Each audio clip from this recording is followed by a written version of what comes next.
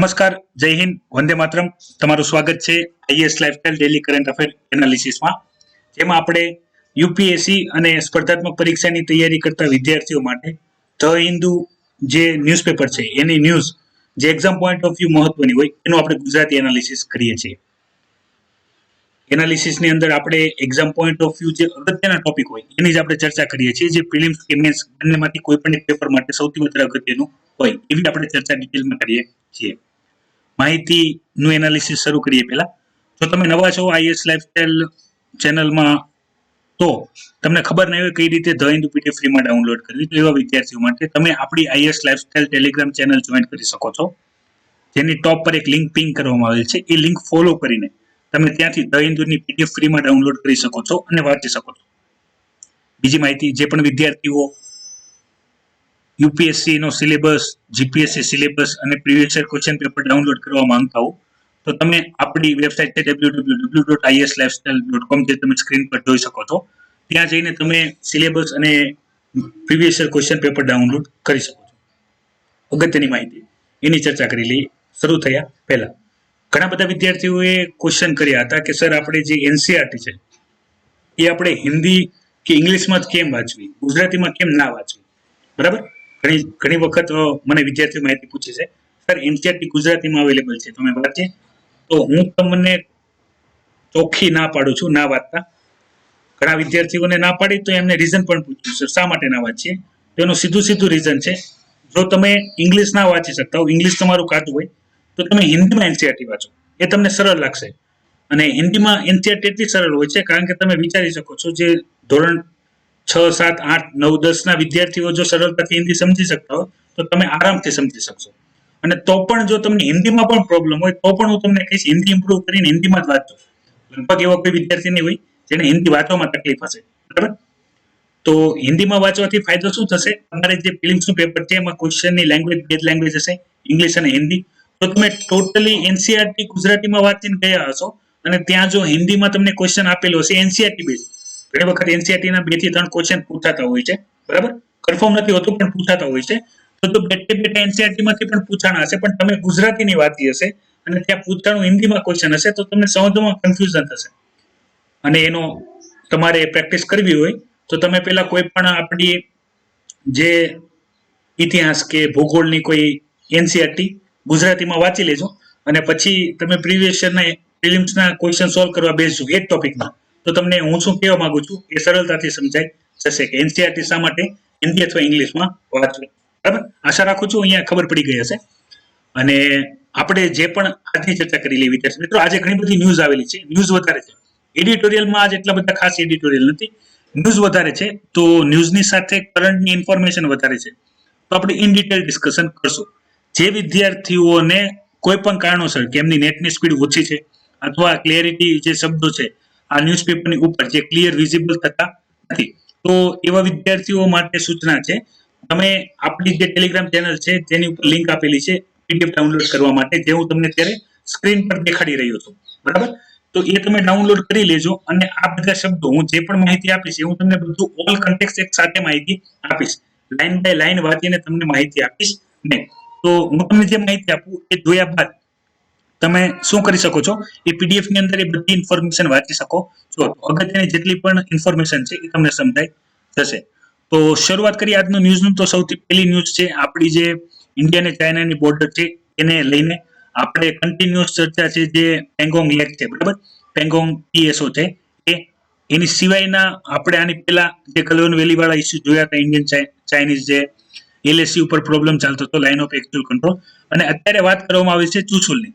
ચુચુલ ઉપર જે એક્ટિવિટી થઈ છે એની આખો કિસ્સો શું છે એ હું ખાલી તમને અહીંયા જણાવી દઉં છું. એની ચર્ચા આપણે આગળ એક ન્યૂઝની અંદર કરવાના છે, હું તમને મેપ દ્વારા સમજાવીશ.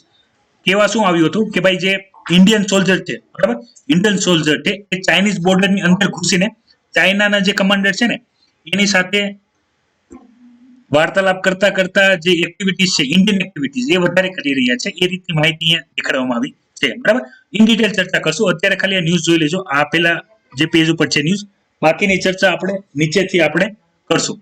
હવે અહીંયા સમજો બીજી ન્યૂઝ છે એ છે ટેલિકોમ કંપનીઓ માટે કે જેનું એક્ઝેસ્ટેડ ગ્રોસ રેવન્યુ છે એ ભરવા માટે 10 વર્ષનો ટાઈમ પીરિયડ આપવામાં આવ્યો છે. તો ઘણા બધા વિદ્યાર્થી હશે કે જેના ટેલિકોમ ઇસ્યુ વાળો ખબર નહીં હોય શું ટેલિકોમ ઇસ્યુ છે, તો એની ચર્ચા કરી લઈએ.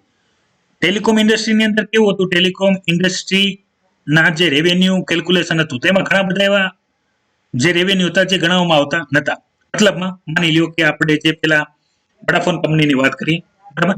પેલા તો જ્યારે આ ચાલતું હતું ત્યારે વધારે કંપની ટેલિકોમ કંપની હતી, પણ આપણે વડાફોનનું ઉદાહરણ લઈ લઈએ એટલે તમને સમજવામાં સરળતા રહે.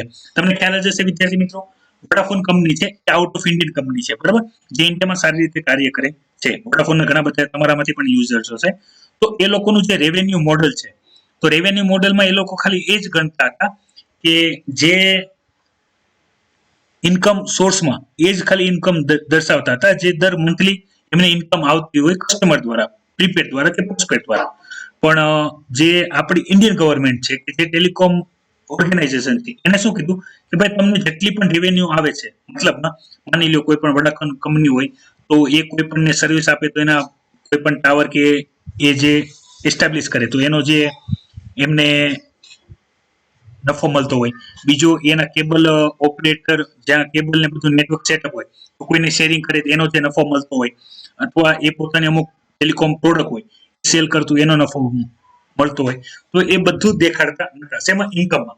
એ ખાલી ઇન્કમમાં એટલું જ શો કરતા હતા કે ભાઈ જે નવા કોઈ કનેક્શન લે અને એ જે પૈસા આવે એ જ રેવન્યુમાં દર્શાવતા હતા. જેથી શું થાય કે મોટા ભાગની જે ઇન્કમ છે એ ડાયરેક્ટ ઇન્કમમાં જતી રહે અને એક બહુ ઇન્કમનો નાનો સોર્સ છે જે એઝ અ રેવન્યુ દેખાડીને એના ઉપર જ ટેક્સ ભરતા હતા.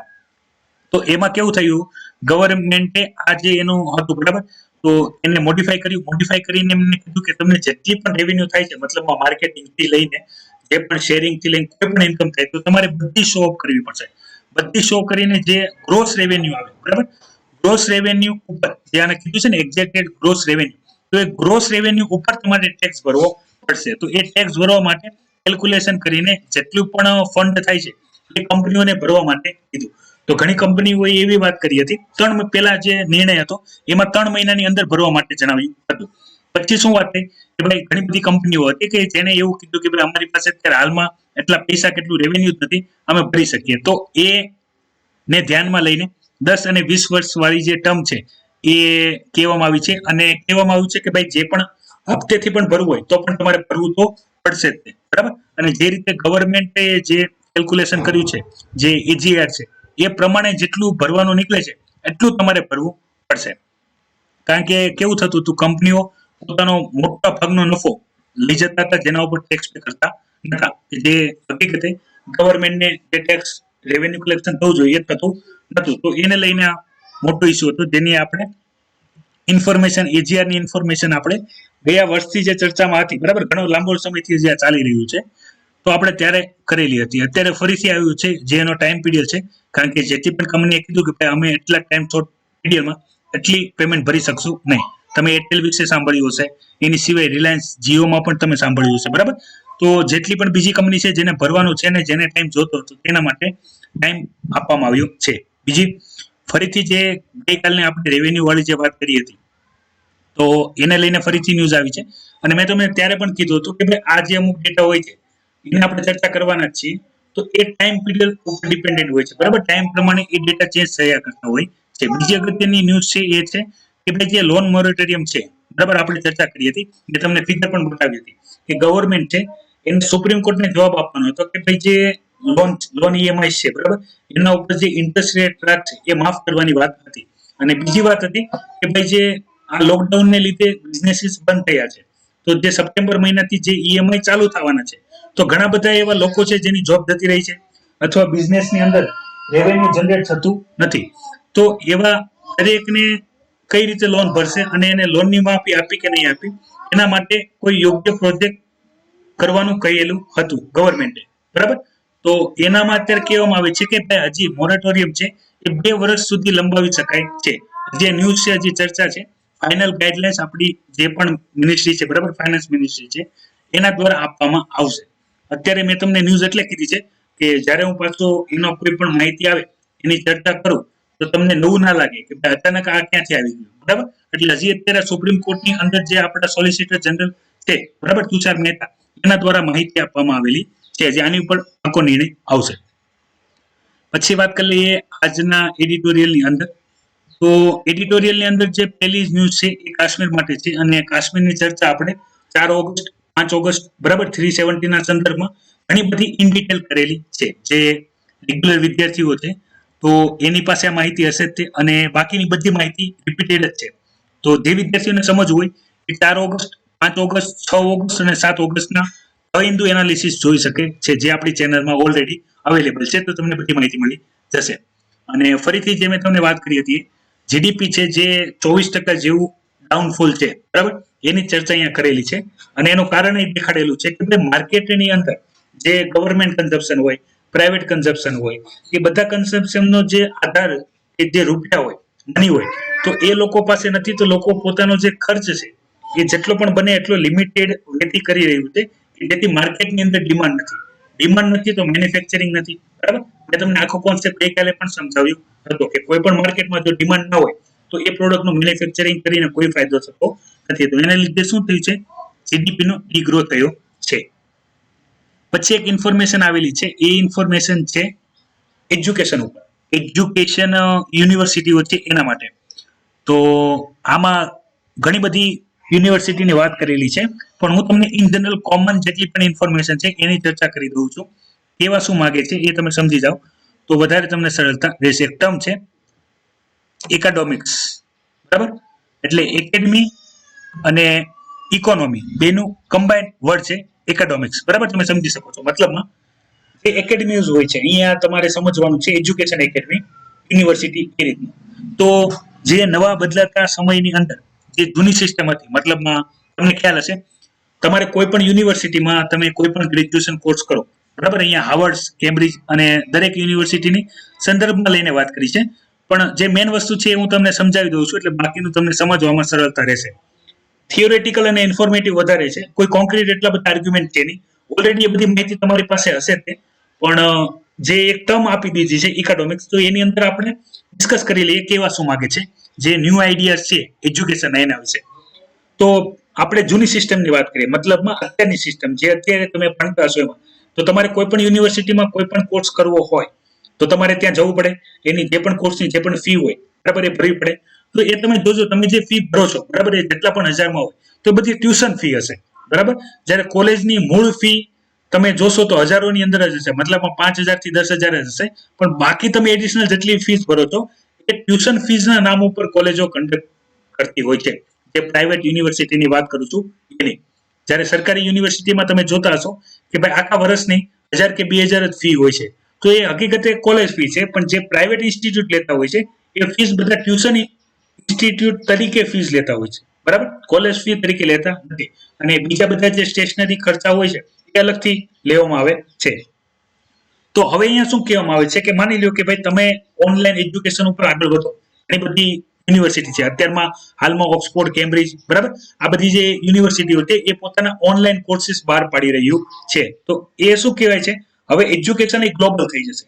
મતલબમાં તમે જેટલી ફીસમાં અહીંયા જે ભારતની યુનિવર્સિટીમાં તમે કોર્સ કરશો એટલી જ ફીમાં અથવા બની શકે એનાથી ઓછી જ ફીમાં તમે ઓક્સફોર્ડ, કેમ્બ્રિજ બરાબર, હાર્વર્ડ એ બધી યુનિવર્સિટી સાથે કલમ કરીને ઓનલાઈન ટીચિંગના માધ્યમથી તમે કોર્સીસ કરી શકશો. જેટલા પણ કોર્સીસ અવેલેબલ છે આટલા. માની લો કે તમારે MBA કરવું છે તો તમને ઓનલાઈન ઓપ્શન મળશે, કારણ કે એની અંદર તમારે વધારે સ્કિલ વર્ક જોશે બરાબર. Technology base laptop uses, seminars આપવા માટે જે પાવર પોઈન્ટ સ્કિલિંગ હોય છે, તો એ બધું તમે ઓપરેટ કરી શકશો એક જગ્યાએથી બરાબર. ભારતમાં રહીને તમે આઉટ ઓફ ભારતની યુનિવર્સિટી અને ભારતની ઇનસાઇડની યુનિવર્સિટીમાં પણ તમે ઉપયોગ કરશો. એક ખાસ આપણે ચર્ચા કરેલી હતી ઇન્ડિયન ઈ લર્નિંગ એપની બરાબર, પ્લેટફોર્મની. એનું નામ શું છે તમારે વિડીયોની કોમેન્ટ બોક્સમાં લખવાનું છે. આની પહેલા 2019માં એનો મેન્સની અંદર ક્વેશ્ચન પૂછાઈ ગયો છે બરાબર. એટલે હું તમને ખાસ ફોકસ કરું છું. જે હું તમને કોર્સીસની વાત કરું છું, સ્કિલ ડેવલપમેન્ટ કોર્સીસ, એવા ભારત દ્વારા પણ ગવર્મેન્ટ દ્વારા ચલાવવામાં આવે છે. તો એ પ્લેટફોર્મનું નામ શું છે, કઈ જગ્યાએ એ ચલાવવામાં આવે છે, જેને પણ ખ્યાલ હોય એ વિડીયોની કોમેન્ટ બોક્સમાં કોમેન્ટ કરે. આપણે એજ્યુકેશનના ટોપિકની અંદર પણ ડિસ્કશન કરેલા છે. કેટલા વિદ્યાર્થી ડેડિકેશનથી પ્રિપરેશન કરે છે એ મને ખબર પડી જશે. તો બરાબર. અને અહીંયા શું કહેવામાં આવ્યું છે કે ભાઈ આ ફોરેન યુનિવર્સિટી તો ચાલો એ પોતાનું સેટઅપ કરી રહ્યું છે ટેકનોલોજીકલ, પણ જે ઇન્ડિયન ઇન્સ્ટિટ્યૂટ છે એને પણ જો ઓનલાઈન કોર્સિસમાં આવું હોય, જેમ કે અત્યારે હું તમને આ માહિતી આપી રહ્યો છું, બરાબર? તો હું મારી જ વાત કરું તો સામાન્ય રીતે એઝ અ ટીચર મને શું પ્રેક્ટિસ હોય કે ભાઈ મારી સામે બોર્ડ હશે, મારી હાથમાં ચોક હશે અને હું લખીશ અને તમે બધા સમજજો.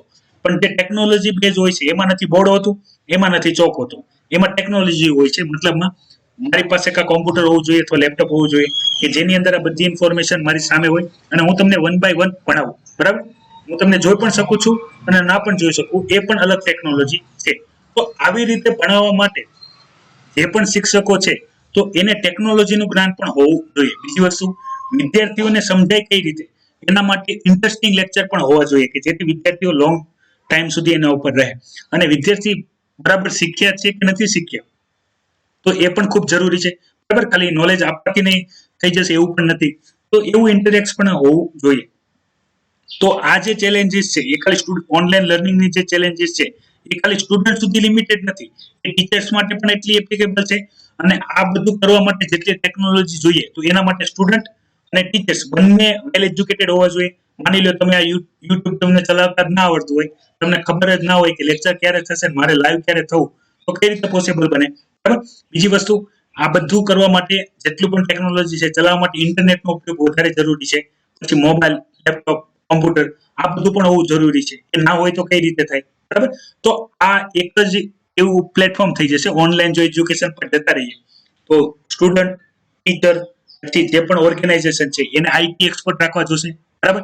કે આઈટી જે આ હું તમને જે કહું છું એ ટેકનોલોજીનો જે સારો ઉપયોગ કરતા જાણતું હોય એ જ કરી શકે છે, કારણ કે બધા માટે પોસિબલ પણ હોતું નથી. તો જેટલા પણ આઈટી એક્સપર્ટની જરૂર પડશે તો એ પછી ટેકનોલોજીમાં ઇન્ટરનેટ સર્વિસીસ તો એ આ બધું ડેવલપ કરવું જોશે પહેલેથી. તો આ એક પ્રકારનું જે ચેલેન્જીસ છે એને ઓવરકમ કરતા કરતા ઇકોનોમીને પણ સારો ગ્રોથ મળશે અને સ્ટુડન્ટ માટે સૌથી સારું થશે કે એક જ જગ્યાએથી ડિફરન્ટ ઓર્ગેનાઇઝેશન સાથે ઓનલાઈન માધ્યમથી એ ડિફરન્ટ કોર્સ કરી શકશે જે એની રુચિ હશે. તો જેમ કે તમે જાણ્યું હશે હમણાં કે અત્યારે બાળકોને પણ જો કોડિંગ શીખવું હોય કે આવનારો ફ્યુચર કોમ્પ્યુટર બેઝ વધારે થશે તો બાળકોને અત્યારથી જો કોડિંગ શીખવું હોય, કેમ બનાવવી હોય, એપ્લિકેશન બનાવવી હોય તો એ પણ ઓનલાઈન ટીચિંગના માધ્યમથી ક્લાસ કરાવવામાં આવે છે કે જેથી વિદ્યાર્થી અત્યારથી હાલથી જ તે કોઈ એપ્લિકેશન બનાવે અથવા કોઈ એક ટોપિક ઉપર કામ કરવાનું ચાલુ કરી દે તો અત્યારથી પોતાની ઇન્કમ ઓનલાઈનના માધ્યમથી જનરેટ કરી શકે છે. તો આ બધી જે ચેલેન્જીસ છે એની ઇન્ફોર્મેશનની વાત અહીંયા કરવામાં આવેલી છે, નવા વિદ્યાર્થીઓને ખ્યાલ આવે એટલા માટે થઈને આપણે ટર્મની સાથે જે જૂની પણ એડિશનલ ઇન્ફોર્મેશન હતી એ મેં તમારી સાથે ડિસ્કસ કરેલી છે. બીજું સેમ ટોપિક ઉપર જે ગેમ્સ છે, બરાબર? ચેસ ગેમની અહીંયા વાત કરવામાં આવેલી છે કે ભાઈ એને પણ આપણે કઈ રીતે ઓનલાઈન માધ્યમ ટીચિંગથી આપણે ઇમ્પ્રુવ કરી શકાય એની માહિતી અહીંયા આપવામાં આવેલી છે. વધારે ઇન ડિટેલ ડિસ્કશન ગેમનું આપણે કઈ રીતે જે એક્સપર્ટ હોય એ ઈ લર્નિંગથી આપણે ઓનલાઈન પ્લેટફોર્મથી કઈ રીતે આપણે કરી શકીએ એમાં આપણે ચર્ચા કરીશું. બીજી માહિતીની જે અહીંયા ચર્ચા હું તમારી સાથે કરવા માંગુ છું એ છે ડેમોક્રેસી ઉપર એક પોલિટિકલ વ્યૂ આવેલો છે, બરાબર? ડેમોક્રેસીને લઈને તમે જોઈ શકો છો, વાંચી લેજો, ઇન્ફોર્મેટિવ જ છે. જે ડેમોક્રેસી તમે સમજો છો કે લોકો દ્વારા લોકો માટે ને લોકો વડે ચાલતા શાસનને લોકશાહી કહેવાય, બરાબર? તો એની જે સિસ્ટમ છે તો એનું જે સિસ્ટમ ટ્રાન્સફોર્મેશન છે એને લઈને અહીંયા એક વ્યૂ આપવામાં આવ્યો છે. ગ્લોબલ સિનારીઓ શું છે એના વિશે અહીંયા માહિતી આપવામાં આવેલી છે. તો એ માહિતી તમે સમજી શકો એ રીતની જ છે. તમારો ડેમોક્રેસીનો વ્યૂ શું છે, અત્યારે કરન્ટલી ઇન્ટરનેશનલી શું ચાલે છે એનો એક વ્યૂ છે. ઇન્ફોર્મેટિવ વધારે છે તો વાંચી લેજો, લગભગ તમને બધો ખ્યાલ આવી જ જશે. કારણ કે બેઝિક જ જે તમારે પોલિટીની અંદર તમે વાંચતા હશો એ જ બધા કોન્સેપ્ટ છે, પણ મોડર્ન કોન્સેપ્ટ છે કે કઈ રીતે જે આપણી જૂની ડેમોક્રેસી હતી, બરાબર? કે લોકોનો એક પ્રતિનિધિ હોય અને એ આગળ આવે અને લોકો માટે કામ કરતો હોય, અને અત્યારનો જે સિનારીઓ છે કે ભાઈ લોકો સુધી પહોંચવા માટે જે ડિજિટલ વેથી જે ઉપયોગ કરવામાં આવે છે, બરાબર? અને જે વાસ્તવિક એના દ્વારા કામ કરવામાં આવે છે તો એ બંને અલગ છે. કઈ રીતે અલગ છે એની ઇન્ફોર્મેશન અહીંયા આપવામાં આવેલી છે. હું તમારી સાથે અહીંયા વાત કરવાનો છું નોન પર્સનલ ડેટાની. એનપીડી નો ટોપિક જ્યારે આવ્યો હતો ત્યારે આપણે આની ઇન ડિટેલ ચર્ચા કરી હતી. જેટલી પણ અગત્યની હતી એમાં ઘણા વિદ્યાર્થીઓ તેને ખ્યાલ જ હશે કે આપણે જે એનપીડી નો જે ટોપિક છે એ જ્યારે ડિસ્કસ કર્યો હતો નોન પર્સનલ ડેટાનો, તો ત્યારે ઘણી બધી માહિતી ઓલરેડી જોઈ લીધી હતી. તો જે નવા વિદ્યાર્થીઓ છે એના માટે ખાલી એક વખત હું રિપીટ કરું છું, નોન પર્સનલ ડેટાની ટોપિક છે તો છે શું? તો પેલા સમજો પર્સનલ ડેટા શું કહેવાય અને નોન પર્સનલ ડેટા શું કહેવાય, બરાબર? એટલે તમને ટોપિક સમજવામાં બહુ સરળતા રહેશે. પર્સનલ ડેટા એટલે હું મારા વ્યક્તિગત વાત કરું તો મારું નામ ઉમેશ પ્રજાપતિ છે, પછી હું મેલ છું, મારી એજ એટલી છે, મારું ગ્રેજ્યુએશન એટલું છે, અને મારી હોમ એડ્રેસ, મારું ઇન્સ્ટિટ્યૂટ એડ્રેસ, અને મારું બેંક ડિટેલ, મારું ઈમેલ આઈડી, મારો મોબાઈલ નંબર, જે પણ એવી ડેટા કે જેનાથી મારું વ્યક્તિગત માહિતી મળી જાય, બરાબર? વ્યક્તિગત માહિતી યાદ રાખજો, જે મારી પર્સનલ માહિતી છે એને કહેવાય પર્સનલ ડેટા. અને આની સિવાયની જેટલી પણ માહિતી છે, બરાબર, આની સિવાયની જેટલી પણ માહિતી છે એને કહેવાય નોન પર્સનલ ડેટા, બરાબર? કોન્સેપ્ટ સમજાય છે? રિપીટ કરું છું. મારું નામ, મારી એજ, પછી મેલ છું કે ફિમેલ, મારું ઈમેલ એડ્રેસ, મારું બેંક એકાઉન્ટ, મારું હોમ એડ્રેસ, આ બધી માહિતી છે જેનાથી પર્સનની માહિતી મળી જાય ડાયરેક્ટલી, તો એ બધી માહિતીને કહેવાશે પર્સનલ ડેટા. અને એની સિવાયની કોઈ પણ માહિતી, જેમ કે મને ભણાવવાનો શોખ છે, બરાબર, અથવા બાય હોબી મને ભણાવવાનો શોખ છે, અને બાય પ્રોફેશન હું ટીચર છું, બરાબર. અને બીજું કે મને પ્રાણીઓમાં હાથી બહુ ગમે છે, પછી મને ક્રિકેટ રમવું બહુ ગમે છે, મને ટેબલ ટેનિસ રમવું બહુ ગમે છે, મને લોકોની સાથે મળવું, વાત કરવું ગમે છે, લોકોને મોટિવેટ કરવા ગમે છે, મને ટ્રાવેલિંગ કરવું ગમે છે. તો આ બધી કેવી બાબત છે? આ મોજ શોખ છે, બરાબર. આનાથી તમે અંદાજો ના લગાવી શકો કે હું કયા પ્રકારનો વ્યક્તિ છું, બરાબર. માની લો કે ઘણા બધાની એવી હોબી હોય કે ભાઈ મારો ફોટોગ્રાફી હોબી છે, બરાબર. તો એનો મતલબ એ નથી થતો કે હકીકતે ફોટોગ્રાફર જ છે. એની હોબી ફોટોગ્રાફિંગ છે, એટલે ફોટોગ્રાફ પાડતા હશે. સેમ વસ્તુ કે જેનું ટ્રાવેલિંગ હોબી હોય તો એ ટ્રાવેલર જ હોય એવું જરૂરી નથી. તો જે પર્સનલ ડેટા, બીજી વસ્તુ કે ભાઈ આપણે ખાવા પીવાની વાત કરીએ, બરાબર. ગુજરાતી હોય તો ખાવા પીવાની વાત પહેલા આવે. માની લો કે ભાઈ મને ખાવા પીવાનો શોખ હોય, હું આ ખાવા પીવાનું મને ખૂબ ગમે છે, તો મને બનાવવું ખૂબ ગમે છે, બરાબર. તો આ બધી ડેટા કેવી છે? નોન પર્સનલ ડેટા છે, કે ભાઈ એનાથી વ્યક્તિની બીજી કોઈ માહિતી મળતી નથી, ખાલી એટલું ખબર પડે છે કે ભાઈ વ્યક્તિને ખાવા પીવાનો શોખ છે. તો એવી જે ડેટા છે, તો એને ડિજિટલ બિઝનેસમાં કઈ રીતે ઉપયોગ થઈ શકે? મતલબમાં હવે અત્યારે માની લો મેં તમને આની આગળ જે ઇન્ટરનેટની ટેકનોલોજીની વાત કરી, બરાબર. તો એમાં લોકોની અત્યારે ઇન્ટરનેટ યુઝ કરીને જે ટીચિંગ ફિલ્ડ છે એનું જ એક્ઝામ્પલ લઈને હું તમને વાત કરું તો જે વિદ્યાર્થીઓ છે એ હાલમાં ઘણા એવા વિદ્યાર્થી હશે કે જે સસ્તા સ્માર્ટફોન ગોતતા હોય, ઘણા એવા વિદ્યાર્થી હશે એ સસ્તા કે સારા એવા લેપટોપ ગોતતા હોય, પછી ઘણા એવા વિદ્યાર્થી હશે કે જે બીજી કોઈ પણ ટેકનોલોજી નીડ હોય તો એના માટે કોઈ સર્ચિંગ કરતા હોય, અને બાકી ટીચર હોય કે એ લેપટોપનું સર્ચ કરતા હોય અથવા સારા કેબલ કનેક્શનનું સર્ચ કરતા હોય, અથવા ઇન્સ્ટિટ્યૂટ હોય એ સારા એવા એક્સપર્ટ ટીચરની શોધ કરતા હોય કે જેને એના ઇન્સ્ટિટ્યૂટ માટે જરૂર હોય. તો આ બધાનું શું હોય? એ બધા જે સર્ચ કરતા હોય તો આ બધો ડેટા જનરેટ થતો હોય.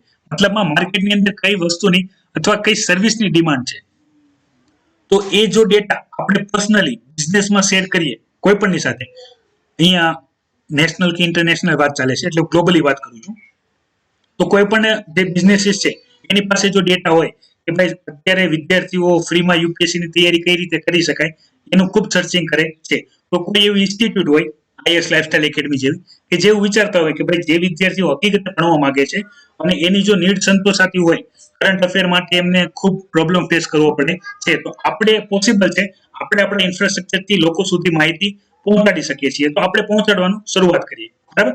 કે જેથી ભાઈ કેવું થાય વિદ્યાર્થીની નીડ છે એ સેટિસ્ફાય થાય, અને એઝ અ ઇન્સ્ટિટ્યૂટ કે હવે આપણે વિદ્યાર્થીઓને આગળ લાવવા માટે એને સફળતા મળે એટલા માટે પ્રયાસ કરવો જરૂરી છે કે જેથી જે વિદ્યાર્થીઓ કે જે ગામડાઓ કે છેવાડાના એરિયામાં રહે છે જ્યાં સુધી આ ઇન્ફોર્મેશન પહોંચાડવી as a academy physically possible નથી, પણ આપણે ટેકનોલોજીનો ઉપયોગ કરીને પહોંચાડી શકીએ છીએ, તો આપણે કરવું જોઈએ. બીજી વસ્તુ, માની લો કે આપણે એવા જંગલ એરિયામાં અથવા એવા એરિયામાં રહીએ છીએ જ્યાં લાકડા વધારે છે, અને કોઈ પણ જે વુડ એન્ડ ફર્નિચર છે, બરાબર, ચેર છે, પછી ટેબલ છે, કે ઘરનું કોઈ પણ ઇન્ટિરિયર છે જે લાકડાનું વધારે ડિમાન્ડ હોય, જો એ આપણને ખબર હોય તો કોઈ એવા બિઝનેસ પર્સન હોય કે જે લાકડામાંથી સારી પ્રોડક્ટ બનાવી શકતા હોય, ટકાઉ, સારી, સુંદર, તો એ લોકોને ખ્યાલ આવે કે ભાઈ આ વસ્તુની ડિમાન્ડ છે માર્કેટમાં, જો આપણે એનો બિઝનેસ કરશું તો આપણને બિઝનેસ સારો ચાલશે પણ ખરા અને આપણને ઓર્ડર પણ મળશે. તો એ માટે આપણે શું જરૂરી છે? ડેટા, જે ડિમાન્ડ કઈ છે. તો આવી જે મેં તમને કીધું એમ, પછી કોઈ એવું હોય કે ભાઈ મારે મ્યુઝિક શીખવું છે ઓનલાઈનથી, તો કોઈ સર્ચ કરતા હોય, તો કોઈ પણ એવું હોય કે ભાઈ જો ડેટા અવેલેબલ હોય કે ભાઈ આ એરિયામાં મ્યુઝિકને લઈને ખાસ ડિમાન્ડ છે.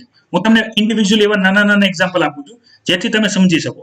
બાકી અહીંયા તો વાત ડિજિટલ છે, મતલબમાં ઈ પ્લેટફોર્મ જે આપણે ઈ બિઝનેસીસ છે, બરાબર, કે જે ખૂબ ડિમાન્ડ હોય માર્કેટમાં, જેની મોટા લેવલે ડિમાન્ડ હોય, એવા બિઝનેસીસ માટે જો ડેટા પ્રોવાઈડ થાય તો એ બિઝનેસ શું થાય, સ્થાપના થાય, એ બિઝનેસમાં લોકોને રોજગાર મળે અને એ બિઝનેસ આગળ વધે. તો અહીંયા એ જ વાત કરવામાં આવી છે કે ભાઈ આપણી ગવર્મેન્ટ દ્વારા જે નોન પર્સનલ ડેટા છે એના માટે લીગલ, યાદ રાખજો લીગલ બેઝ ઉપર એક ડ્રાફ્ટ તૈયાર કરવો જોઈએ કે આપણે કઈ ડેટાને કેવી રીતે ઉપયોગ કરી શકીએ અને કોની સાથે આપણે એને શેર કરી શકીએ, અને ફ્રીમાં શેર કરવા, કોસ્ટિંગ કોઈ પણ શું લાગી શકે, એ રીતની બધી અહીંયા વાત કરવામાં આવેલી છે. અને દરેક સેક્ટરમાં જોવામાં આવે છે, બરાબર. એવું નથી કોઈ એક સેક્ટરને ટાર્ગેટ કરીને અહીંયા વાત કરવામાં આવે છે, દરેક સેક્ટરને સાંકળીને વાત કરવામાં આવે છે કે ભાઈ લોકોના જે નોન પર્સનલ ડેટા છે એનો ઉપયોગ જો આપણે ડિજિટલ બિઝનેસમાં કરીએ, જેમ કે મેં તમને કીધું લોકોની નીડ શું છે, એ નીડના આધારે જેટલા પણ બિઝનેસ ડેવલપ થઈ શકતા હોય તો એની આપણે તૈયારી કરવી જોઈએ. તો આ ડેટાની અહીંયા ઇન ડિટેલ ડિસ્કશન કરેલી છે. બીજી અગત્યની ઇન્ફોર્મેશનની અંદર ફરીથી જે ચર્ચા કરવાની છે એ છે જે આપણે ડિજિટલ એજ્યુકેશન છે. તો વિદ્યાર્થીઓ ઘરેથી નહીં શરૂ કરશે તો તમે જોઈ શકો છો ઈ લર્નિંગનું આ ખૂબ વધારે કોન્સેપ્શનલ અહીંયા વાત કરેલી છે ઇન ડિટેલ, બરાબર. ટ્રાયલ સ્ટુડન્ટનું અત્યારે પ્રેક્ટિસ ચાલી ગઈ છે. ટૂંક સમયમાં એજ્યુકેશનની અંદર પણ જે ડિજિટલ એજ્યુકેશન છે એ આવી જશે, બરાબર. પોસિબિલિટી બહુ ઓછી છે કારણ કે એના ચેલેન્જીસ કેટલા છે એ મેં તમને ઓલરેડી ડિસ્કસ કરેલા છે, બરાબર. કારણ કે ડિજિટલ એજ્યુકેશન માટે માની લો ઓલરેડી અત્યારે ગવર્મેન્ટના ઘણા ડિજિટલ કોર્સ ચાલે જ છે, પણ વિદ્યાર્થીઓ પાસે જે વિદ્યાર્થીઓની આવક, માતા પિતાઓની આવક ઓછી છે તો વિદ્યાર્થીને કોઈ સ્માર્ટફોન અપાવી શકતા નથી.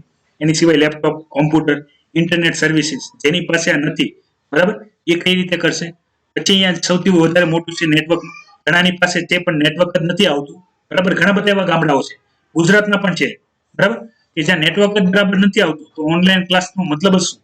અને ઘણા જે એવા ભારતના એરિયા છે કે જ્યાં ઇલેક્ટ્રિસિટી જ નથી, તો મોબાઈલ ચાર્જ નહીં કરે તો ડિજિટલ એજ્યુકેશનનો મતલબ ત્યાં કઈ રહેતો નથી. બીજી અહીંયા વાત કરવામાં આવી છે જે ફેસબુક છે એના હેડ કન્ટેન્ટ માટે. તો અહીંયા ઇન ડિટેલ ડિસ્કશન કરવાની જઈએ. ગ્લોબલી હું તમને જેટલી પણ ઇન્ફોર્મેશન છે, ગ્લોબલી એટલે અમેરિકા અને જે ઇન્ડિયા છે એની કમ્પેરિઝનમાં ડેટાની વાત કરેલી છે, એ જ હું તમને જણાવી દઉં છું, બરાબર. શું વાત કરવામાં આવે છે કે ભાઈ યુએસએ ની અંદર જે ફેસબુક છે એના અલ્ગોરિધમ એ રીતે કામ કરે છે કે તમે યુએસ ગવર્મેન્ટ મતલબમાં ડોનાલ્ડ ટ્રમ્પ કે બીજી કોઈ પણ જે ત્યાં આંદોલન ચાલતા હોય એવા કોઈ પણ વર્ડ અથવા કોઈ પણ સ્પીચ ઉપયોગ કરો તો એ આપોઆપ ફેસબુકમાંથી રિમૂવ થઈ જાય ઓટોમેટિકલી, બરાબર, વિધાઉટ કંટ્રોલ. તમે મૂકી, ખબર પડી, ડિટેક્ટ થઈ, રિમૂવ, બરાબર. પણ એવું ભારતમાં નથી. ભારતમાં તમે કોઈના પણ વિશે કંઈ પણ કહી શકો છો અને કોઈ પણ લેવલ સુધી કહી શકો છો. જે હેડ સ્પીચ છે, બરાબર, એ તમે આપી શકો છો, જે સામાન્ય રીતે આપણે ઘણી બધી જગ્યાએ જોતા હોય તો ભારતમાં થતું નથી. તો ફેસબુકને કહેવામાં આવ્યું કે ભાઈ તમે આ ભારતમાં આવું શા માટે નથી કરતા. તો એનું સૌથી પહેલા જે આર્ગ્યુમેન્ટ આપવામાં આવે ફેસબુક દ્વારા એ એવું હતું કે ભાઈ ભારતની અંદર અલગ એરિયામાં અલગ અલગ લેંગ્વેજીસ યુઝ થાય, બરાબર. ટોટલ કેટલી લેંગ્વેજ યુઝ થાય છે ફેસબુકના માધ્યમથી એ કેવું મુશ્કેલ છે. બીજી વસ્તુ કે જે આપણે યુએસએ ની વાત કરીએ તો યુએસએમાં જો ઇંગ્લિશ વધારે યુઝ થતું હોય તો આપણે એના જે એક અલ્ગોરિધમ હોય તો એને કમાન્ડ આપેલા હોય કે આવા વર્ડ કોઈ પણ જગ્યાએ ડિટેક્ટ થાય તો તમારે એ જે કન્ટેન્ટ છે એને રિમૂવ કરી દેવાનું. પણ ભારતની અંદર ઇંગ્લિશ, હિન્દી, ગુજરાતી, મરાઠી, બરાબર, કન્નડ, મલયાલમ બધી લેંગ્વેજ યુઝ થતી હોય તો બધામાં કેટલા કન્ટેન્ટ છે એ આઈડેન્ટિફાઈ કઈ રીતે કરવા, બરાબર. આ સૌથી મોટી સમસ્યા છે. તો એના માટે થઈને જે આર્ગ્યુમેન્ટ આપ્યું તો એમને કહેવામાં આવ્યું છે અહીંયા ભાઈ 40 લેંગ્વેજીસની વાત કરવામાં આવે છે, બરાબર. તો જેટલી પણ લેંગ્વેજમાં પોસિબલ હોય, મતલબમાં આનો જે ફેસબુકે જે તર્ક આપ્યો કે મલ્ટિપલ લેંગ્વેજીસ છે, તો તેવામાં ગવર્મેન્ટ દ્વારા એ આવ્યું કે ભાઈ એમાંથી પણ જો તમારી પાસે બધો ડેટા હોય તો તમને ખબર તો હોય કે ભાઈ કેટલી લેંગ્વેજીસ રેગ્યુલર યુઝ થાય છે, બરાબર. અને હેડ કન્ટેન્ટની અંદર કેટલી લેંગ્વેજીસ યુઝ થાય. હું તમને નોર્મલી કહું તો ભલે તમને કોઈ પણ માહિતી ના હોય, હજી તમને આના વિશે કે ભાઈ હેડ કન્ટેન્ટ કેટલું યુઝ થાય છે, તો જે સૌથી વધારે બોલાતી ભાષા ભારતમાં કઈ છે એ પહેલા તમને ખબર હોવી જોઈએ. જ્યારે પણ કોઈ પણ હેડ કન્ટેન્ટ વાળું કન્ટેન્ટ હોય તો એ ભારતમાં સૌથી વધારે હિન્દીમાં બોલાતું હોય છે, જો એને વધારે સુધી લોકો સુધી પહોંચાડવું હોય તો. એની સિવાય પર્ટિક્યુલર કોમ્યુનિટીને ધ્યાનમાં લઈએ કે ભાઈ આપણે ગુજરાતી છે અથવા કોઈ આપણે મરાઠી છે, ઉર્દુ છે, આવી કોઈ ભાષાનો ઉપયોગ થતો હોય તો એ તમને ખબર જ હોય કે ભાઈ સૌથી વધારે કઈ ભાષાના યુઝર્સ અવેલેબલ છે ફેસબુક પ્લેટફોર્મ પર ઇન્ડિયાથી જોડાયેલા. તો એમાં જેટલા પણ શબ્દો આવતા હોય એ તમે ધીરે ધીરે કરીને ઇન્કોડ કરી શકો છો, બરાબર. તો એ તમે કરતા કરતા જેટલી પણ લેંગ્વેજ ક્લિયર થાય એટલું તો થશે. પછી જે ઓછી જે લેંગ્વેજને ફોલો અપ હોય તો એ લેંગ્વેજનું પણ તમારે પછી કઈ રીતે અરેન્જમેન્ટ કરવું એ તમે ડિજિટલ કરી શકો છો. તો તમારે ટ્રાય કરવાની છે આ રીતનું કરવા માટે. એ અહીંયા વાત કરવામાં આવેલી છે. એની બાદ આગળની ઇન્ફોર્મેશનની હું તમારી સાથે ચર્ચા કરું તો હવે જે બીજા અગત્યના જેટલા પણ ટોપિક છે તો એની અંદર ઇન્ટરનેશનલ ટોપિક વધારે છે, તો એની વન બાય વન ડિસ્કશન કરી લઈએ. તો સૌથી પહેલું આવશે જે આપણી પાડોશી દેશ ચાઇના સાથે છે એનું. તો તમે જોઈ શકો છો વિદ્યાર્થી મિત્રો, મેં જે તમને પેંગોંગ લેક વાળો જે મુદ્દો કહ્યો હતો, બરાબર, કે જ્યાં ઓલરેડી જે ગગનજીર છે, બરાબર.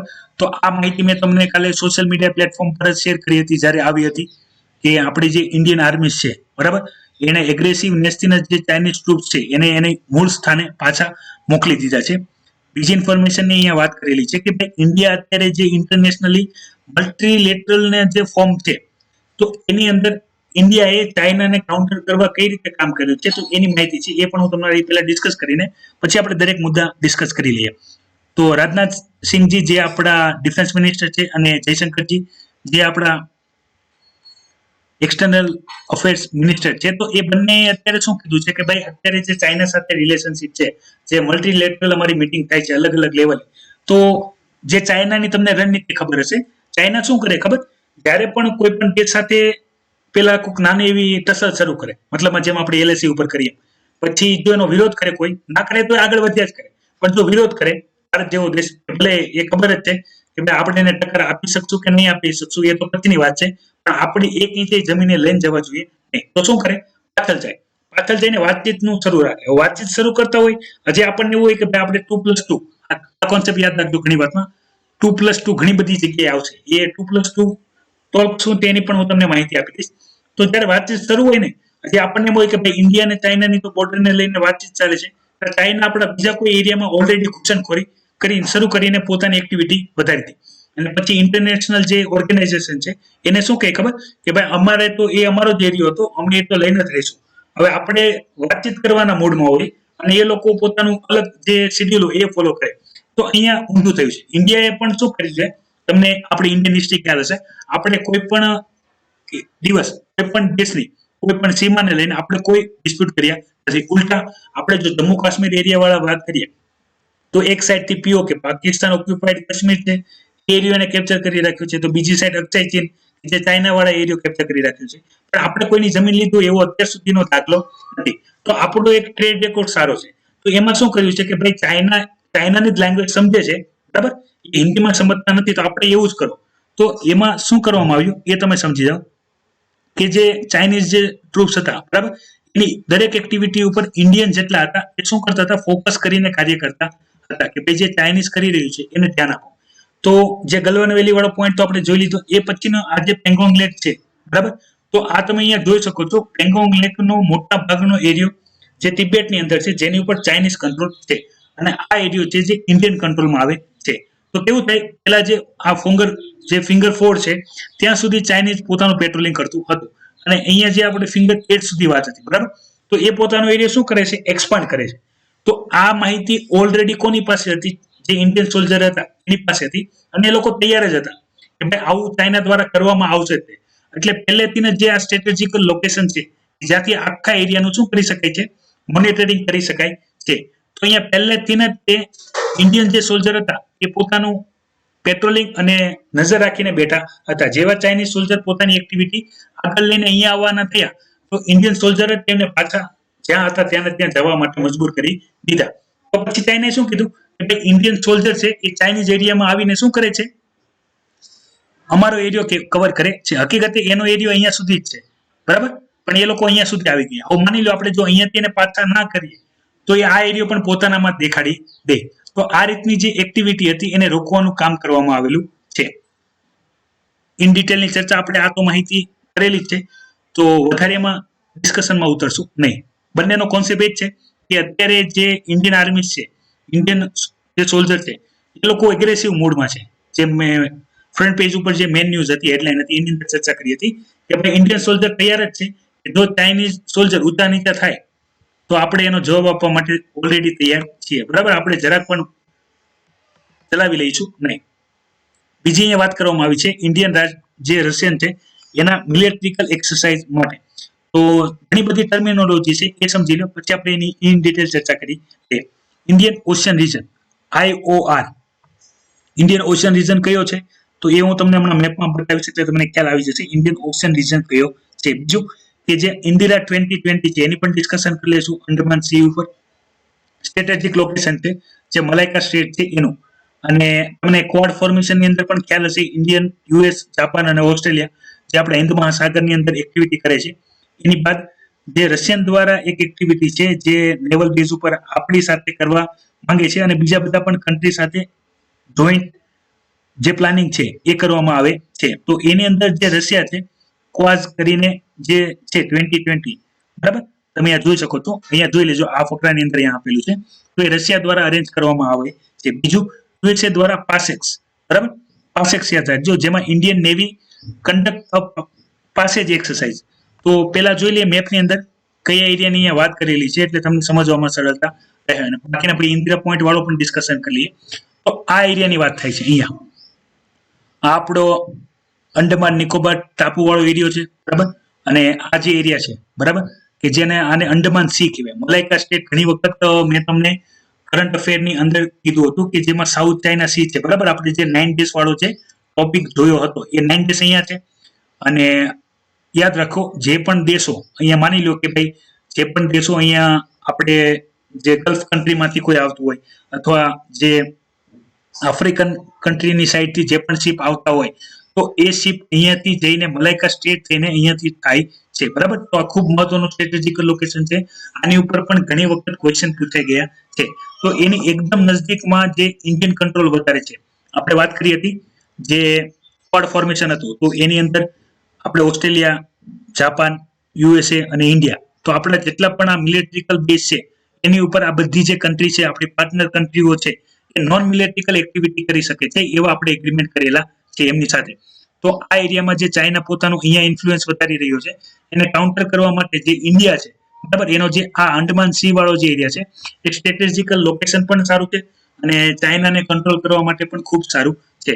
જે ચાઇના ઇન્ડિયા સાથે નથી વધારે યુદ્ધ જાહેર કરતું એનું કારણ પણ આ જ છે કે ભાઈ માની લ્યો કે ચાઇના ઇન્ડિયા સાથે યુદ્ધ જાહેર કરી દે તો ઇન્ડિયાનો નેવી પાવર ખૂબ સ્ટ્રોંગ છે. ઇન્ડિયા અહીંયાથી જ બ્લોક કરી દે આવો તમે તમારે મેદાનમાં. એટલે કોઈ પણ જો અહીંયા ચાઇનીઝ કોઈ પણ બેઝ દેખાય તો અહીંયાથી જ ઉડાડી દે તો ચાઇના અહીંયા લોક થઈ જાય. પછી ચાઇનાએ અહીંયા આવવા માટે આમ ફરીને આવવું પડે. એ ચાઇના ઈચ્છતું નથી બરાબર. એટલા માટે થઈને ઇન્ડિયાને એ કવર કરવા સતત ટ્રાય કરે છે કે ભાઈ જો ઇન્ડિયાના પાવર હોય એ ઘટી જાય તો આપણે ફાયદો થાય બરાબર. તો આ અગત્યનું છે. બીજું એક ઇન્ફોર્મેશન સાથે સાથે ડિસ્કસ કરી લઈએ એ જે ઇન્દિરા 2020 છે ટોપિક. તો વિદ્યાર્થી મિત્રો તમને ખ્યાલ હશે કે ભાઈ ભારતનો ટોચનો જે એરિયો છે એ છે ઇન્દિરા કોલ બરાબર. એ જમ્મુ કાશ્મીરની અંદર છે. અને જે આપણે સાઉથનો જે પોઈન્ટ કહીએ છીએ ઇન્દિરા પોઈન્ટ એ યાદ રાખજો અહીંયા નથી, કેરળ કે તમિલનાડુમાં નથી, એ છે અંડમાન નિકોબાર ટાપુની ઉપર બરાબર. ખાસ યાદ રાખજો. તમને ખબર હશે કે ભાઈ ભારતનો દક્ષિણી છોર એ ઇન્દિરા પોઈન્ટ છે પણ તમને ખબર નહીં હોય કે ઇન્દિરા પોઈન્ટ અંડમાન નિકોબાર ટાપુમાં છે બરાબર. જ્યારે અહીંયાનો જે છેલ્લો પોઈન્ટ છે એ છે તમને ખ્યાલ હશે કન્યાકુમારી બરાબર. કાશ્મીર ટુ કન્યાકુમારી જે કન્યાકુમારી વાળો આ છેવાડાનો એરિયો છે. અને જે ઇન્દિરા પોઈન્ટ કહેવાય છે ભારતનો અંતિમ છેડો એ છે આપણા અંડમાન નિકોબાર ટાપુની ઉપર. તો આ તમને ખબર હોવી જોઈએ. જીઓગ્રાફિકલ મેપને અનુસંધાનમાં જો ક્વેશ્ચન પૂછાય તો આ માહિતી તમારી પાસે હોવી જોઈએ બરાબર. આગળ વધીએ વિદ્યાર્થી મિત્રો. તો બીજી અગત્યની જેટલી પણ માહિતી છે એ અહીંયા ઇન્ફોર્મેશનમાં આપેલી છે. જે ઓર્ગેનાઇઝેશનને જે મિલિટરીકલ એક્સરસાઇઝની વાત કરી છે તો એ એક્સરસાઇઝમાં કયા કયા કન્ટ્રી ભાગ લે છે એ તમને ખબર હોવી જોઈએ. કોના દ્વારા અરેન્જ કરવામાં આવે છે એ પણ તમને ખબર હોવી જોઈએ બરાબર. જે આ ક્વાસ છે બરાબર, ક્વાસ 2020 તો એ રશિયા દ્વારા અરેન્જ કરાવવામાં આવશે. અને જે પાસેક્સ છે તો એ અમેરિકા યુએસ એક્સરસાઇઝ છે બરાબર. ઘણી વખત યાદ રાખજો તમે બધું કરીને જાઓ, જીઓગ્રાફી આખું કરીને જાઓ પણ આવો કોઈ ક્વેશ્ચન આવે એટલે તમે વિચારો ક્વેશ્ચન આવ્યો ક્યાંથી હશે બરાબર. આઉટ ઓફ ધ કન્ટેક્સ આવી ગયું છે પણ આઉટ ઓફ કન્ટેક્સ કંઈ હોતું નથી. આપણે કરંટ અફેર તૈયાર કર્યું હોય નહીં બરાબર. બીજી અહીંયા ન્યૂઝ છે એ ન્યૂઝ છે જે ટર્કી અને ગ્રીસ છે તો એને જે મેડિટેરિયન સીને લઈને જે એરિયાનો ડિસ્પ્યુટ છે એનો આપણે આની ઇન ડિટેલ ડિસ્કશન કરેલી હતી. તમારે મેપની અંદર વર્લ્ડ મેપની અંદર તમે જોઈ લેજો કે જે મેડિટેરિયન સી છે તો એની એક બાજુ છે ગ્રીસ અને એક બાજુ છે ટર્કી. તો જે વચ્ચે મેડિટેરિયન સીનો એરિયા જે ભાગ પાડેલો છે તો એ એરિયા જે ભાગ છે તો એમાંથી ટર્કી જે છે એ પોતાનો મિલિટરીકલ બેઝનો યુઝ કરીને ગ્રીસની એરિયામાં જે મેડિટેરિયન સી છે, જ્યાં હાઇડ્રોકાર્બન્સ વધારે છે, એને શું કરે છે? ડ્રિલિંગ કરે છે એના પાવરને લીધે, બરાબર, હાઇડ્રોકાર્બન રિસોર્સિસ મેળવવા માટે. અને સતત ગ્રીસ દ્વારા જે ટર્કીની એક્ટિવિટી છે એને કાઉન્ટર કરવામાં આવે છે. આપણે જોયું હતું કે ભાઈ એની હેલ્પ માટે ફ્રાન્સ પણ આપ્યું છે. હવે જે ટર્કી અને ગ્રીસ છે એ બંને નાટો અને યુરોપિયન યુનિયનના મેમ્બર છે. મેમ્બરની અંદરનો ડિસ્પ્યુટ છે, તો કઈ રીતે સોલ્વ કરી એનું જોવાનું. પણ કરંટમાં સૌથી વધારે ચર્ચામાં હોય છે એટલે તમને ખબર હોવી જોઈએ. અને એની સિવાય એક અગત્યની જે ન્યૂઝ છે એની વાત કરીએ, હમાસ, બરાબર, કે જે ઇઝરાયલના જે ગાઝા વાળો એરિયો છે, તો એની અંદર વાત કરવામાં આવી છે. મેં તમને ઘણી વખત જે ગાઝા છે, ગાઝા પટ્ટી કહેવાય ને, તો એ મેં તમને બતાવ્યું છે કે ભાઈ ઇઝરાયલની નીચે ગાઝા એરિયો છે કે જે હમાસ નામનું સંગઠન કામ કરે છે, પેલેસ્ટિયન સંગઠન છે હમાસ. અને બીજો છે વેસ્ટ બેંક એરિયો, જ્યાં પણ પેલેસ્ટિયન લોકો રહે છે, એ પણ સંગઠન છે. તો જે હમાસ છે, બરાબર, એ તમને મેં પહેલા પણ ચર્ચા કરી હતી કે એ ટેરર ઓર્ગેનાઇઝેશન તરીકે ઇઝરાયલ લોકોને ત્યાંથી ભગાડવા જોઈએ એના માટે સતત ઇઝરાયલ ઉપર હુમલા કરતા હોય છે, રોકેટ છોડતા હોય છે, બરાબર. તો એને કાઉન્ટર કરવા માટે ઇઝરાયલ દ્વારા શું કરી લેવામાં આવ્યું કે જે હમાસનો જે એરિયા છે, ગાઝાનો જે એરિયા છે, એ બ્લોક કરી દેવામાં આવ્યો કે જેથી કોઈ હમાસ મતલબમાં ગાઝા એરિયા સુધી જઈ જ ના શકે, જેથી હમાસ ઓર્ગેનાઇઝેશન છે એ ટોટલી મરી જાય. તો હમાસ અને ઇઝરાયલના વચ્ચે મતલબમાં કહેવાય ને કોર્ટની બહાર સમાધાન થયું છે, એ રીતનું સમાધાન થયું છે કે હમાસ હવે ઇઝરાયલ ઉપર હુમલો કરશે નહીં. તો આ બ્લોક છે તમે કાઢી નાખો. ઇન ડિટેલ ચર્ચા આવશે હમાસ ઓર્ગેનાઇઝેશનને લઈને, પેલેસ્ટીન લોકોને અને ઇઝરાયલની એક્ટિવિટીને લઈને, ત્યારે વધારે ડિટેલ ચર્ચા કરશું. અત્યારે ન્યૂઝમાં છે તો તમને ખબર હોવી જોઈએ, તો એની ચર્ચા મેં તમારી સાથે કરી. તો વિદ્યાર્થી મિત્રો, આ બધી ઇન્ફોર્મેશન હતી ડેલી કરંટ અફેર એનાલિસિસમાં જે અગત્યની ન્યૂઝ હતી એની મેં ચર્ચા કરી. છતાં પણ કોઈ ડાઉટ હોય તો વિડીયોમાં કોમેન્ટ કરજો. ગમે તો લાઈક કરજો અને વિદ્યાર્થીઓ સાથે આ માહિતીને શેર કરજો. તમે નવા છો તો અવશ્ય ચેનલને સબસ્ક્રાઇબ કરી લેજો જેથી આવા ઇન્ફોર્મેટિવ વિડીયો તમારા સુધી પહોંચતા. જય હિન્દ, વંદે માતરમ.